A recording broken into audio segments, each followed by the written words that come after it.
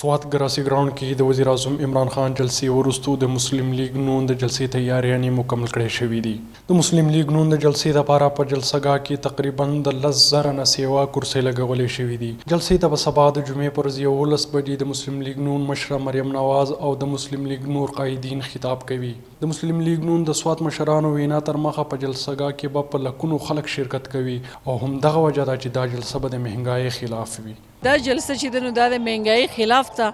تمام خلکو ته زما خواست دی چې بڑ چڑھ کر پدې کې سوالي او ان شاء الله دا به موږ تاسو ته ښیو چې سبا به دا جلسهګاه چې چکاچک پړه کوي او پدې کې به په کرایه باندې خلک نه ان شاء الله د سوات غیور عوام او غیرتمن عوام ته زما مطالبه ده چې پدې کې بڑ چڑھ کړي سوال او ان شاء الله سبا به تاسو په دې سکرین په نظر باندې راځي دا به دومره ډکی. د مسلم لیگ نون صوبایي صدر امیر مقام وینا و چې موجوده حکومت عوامو له د مهنګای نه علاوه نور هیڅ نه دی ورکړي او همدغه وجه چې سبا به د ملکن خلک د مهنګای خلاف د جلسې له د سیلاب په شکل کې راځي.